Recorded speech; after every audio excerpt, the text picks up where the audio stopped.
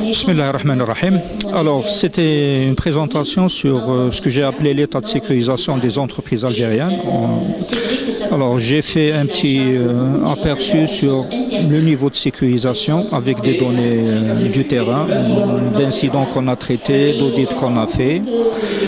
Ce qui était important de montrer, c'est que même si on n'a pas beaucoup de remontées d'incidents de sécurité, de problèmes, ça ne veut pas dire qu'on est plus sécurisé. C'est simplement parce que le niveau d'informatisation ou de digitalisation n'est pas aussi avancé que les autres pays où on trouve beaucoup d'incidents, mais aussi parce qu'à la fois il n'y a pas d'obligation de déclarer un incident de sécurité et on n'a pas la capacité, quand un incident survient, de le détecter, de réagir. C'est ça qui explique qu'on n'a pas beaucoup de statistiques, mais ça veut en aucun doute dire qu'on est plus sécurisé que les autres. Alors, j'ai aussi fait quelques exemples de compromission, d'incidents de sécurité sur des entreprises algériennes, tout en gardant l'anonymat, bien sûr, pour montrer que ça arrive vraiment chez nous avec un certain niveau d'impact, que ce soit des attaques ciblées, des attaques opportunistes, directes ou indirectes. Alors, aussi, à la fin, j'ai insisté sur quelque chose que je considère extrêmement important, c'est que il faut agir dès maintenant sur deux plans. Le premier plan, c'est la sensibilisation continue qu'on doit maintenir des entreprises, des utilisateurs, des employés dans tous les secteurs, que ce soit étatique ou privé. Mais même si extrêmement important et nécessaire, ce ne sera jamais suffisant. Ce qui va faire vraiment la différence, comme ça a été fait ailleurs dans le monde, c'est l'obligation de conformité. Je fais le parallèle entre la loi de protection des données personnelles.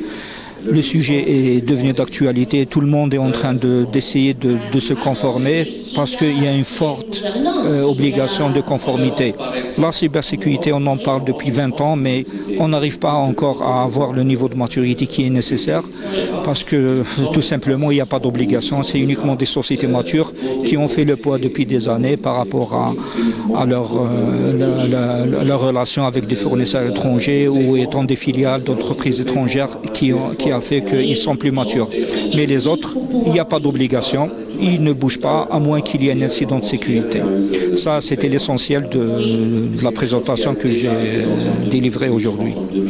Chaque entreprise doit prendre au sérieux l'aspect cybersécurité, ne pas attendre qu'un incident de sécurité il sera pour réagir.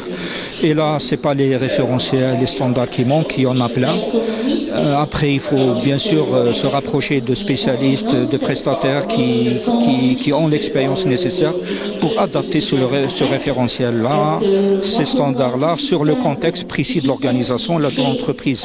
Typiquement, ça revient à mettre les moyens de protection, essentiellement, pour réduire la fréquence, la probabilité qu'il y ait des incidents, et aussi les capacités de détecter rapidement et réagir efficacement en cas d'incident de sécurité.